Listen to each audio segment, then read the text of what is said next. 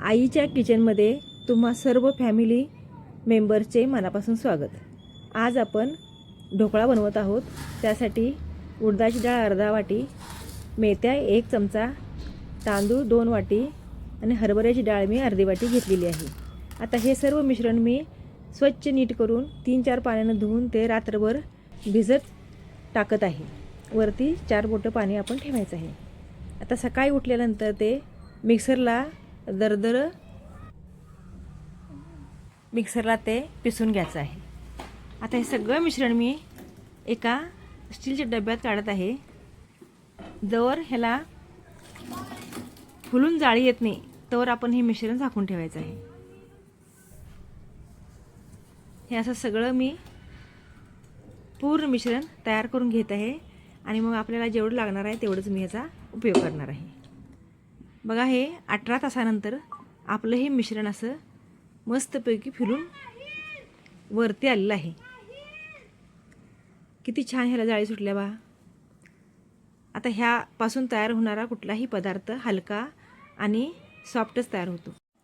आता आपण या पिठाला चांगलं फेटून घ्यायचं आहे।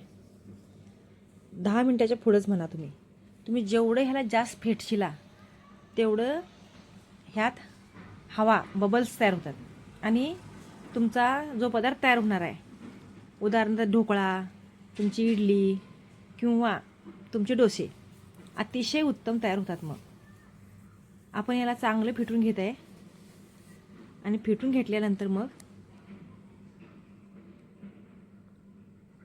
आपण यात लागणारी सामग्री हे पूर्णपणे फेटून झाल्यानंतर आपण घालणार आहे। आता मला जेवढं ह्यातलं पीठ लागणार आहे तेवढंच मी घेत आहे आणि उरलेलं पीठ मी काढून ठेवलं आहे। आता यात आपण चवीपुरतं मीठ घालूया।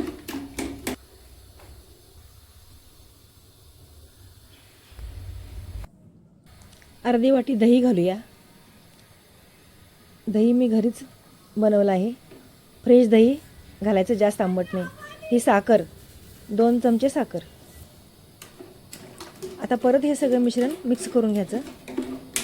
ह्या ढोकळ्याला आपण जेवढं फेटत राहील तेवढं चांगलं असते बरं का। आता एका डब्यात मी बघा हे तेल घेतले, खायचं तेल आपलं 1 पळीभर तेल मी ह्या मिश्रणात घालत आहे आणि ह्याच डब्याला व्यवस्थित सगळीकडे चौबाजूला ऑइलिंग करून एका पातेल्यात मी पाणी उकळत ठेवले, खाली लिंबू ठेवलेला आहे आणि स्टँडवरती हा डबा ऑइल लावलेला मी ठेवत आहे।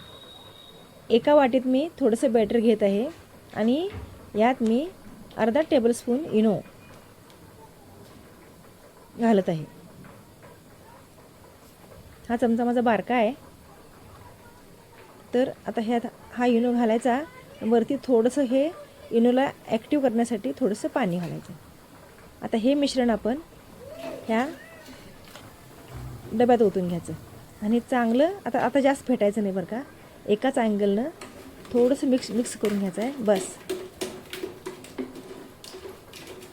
आता जास्त ह्याला फेटायचं नाही। इनो घातल्यानंतर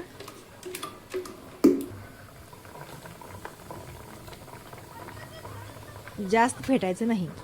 आता ह्या डब्यात मी हे अर्धं पांढरं जे बॅटर आहे आपलं ते घालत आहे आणि दुसरा कलर म्हणून मी ह्यात हळद घालत आहे। आता ही हळद ह्यात हलक्या हाताने मिक्स करायची आहे आणि तोवरपर्यंत 1 मिनिट 1.5 मिनिट आपला झालेलं असते। ते डब्यात घातलेलं बॅटर थोडंसं सेट झालेलं असते।